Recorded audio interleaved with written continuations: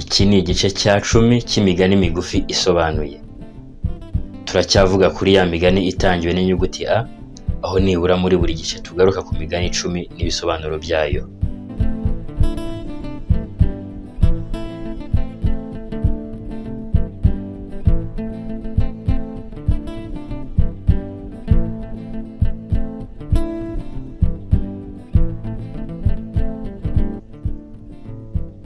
Aho inkoko yasheshe ihata ibaba.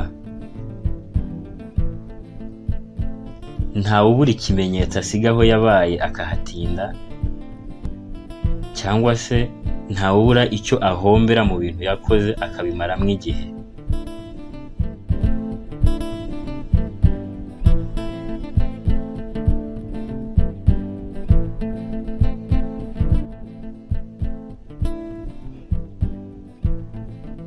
Aho inkuba zerekeye niho ibicu bijya. Uruhande abayobozi barimo nirwo n'abayoborwa bajyamo. Ibyo abayobozi bashyigikiye akenshi nabo bayobora nibyo bahita bashyigikira.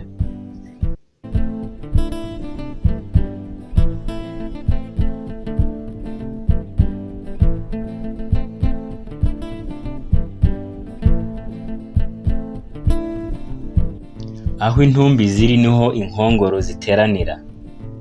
Izi ntumbi bavuga ni inyamaswa zapfuye, inkongoro zikaba ibisiga bikunda kurya izo nyamaswa zapfuye. Birumvikana ko zigomba guteranira ahantu zishobora kubona ibizitunga. Ni umugani usobanura ko abantu bose baba bashaka kuba aho bashobora guhahira bakahabonera ibibatunga.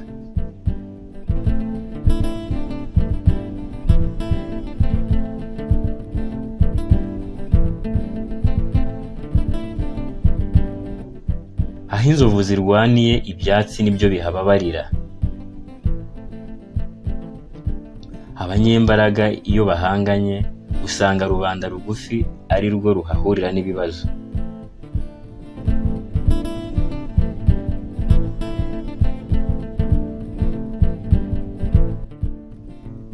Aho kuba imbwa waba imva.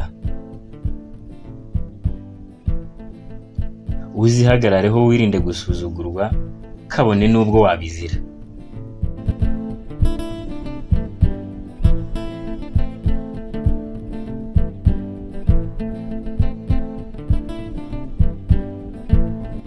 Aho kuba umusega waba imbwa. Burya gusuzugurika bibaho, ariko nanone umuntu aba agomba kwirinda kwigirizwaho nkana. Bakagusuzugura ariko nanone hakaba hari aho batagera. Mbese mu gusuzugurika kubiri gushoboka uhitamo ukorohejemo gake.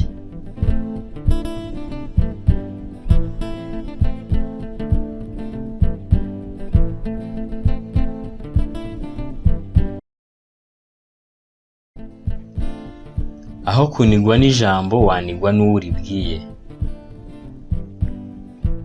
Umuntu aba agomba kuvuga ibimurimo agatanga igitekerezo cye, kabone n'ubwo abo akibwiye bamwumva nabi, we apfa kumva asigaye abohotse.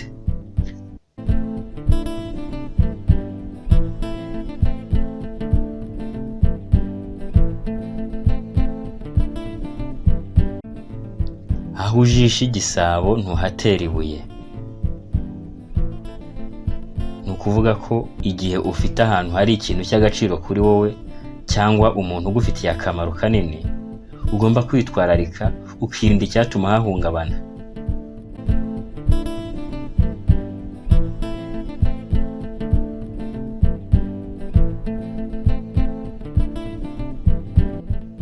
Aho umutindi yanitse ntiriva.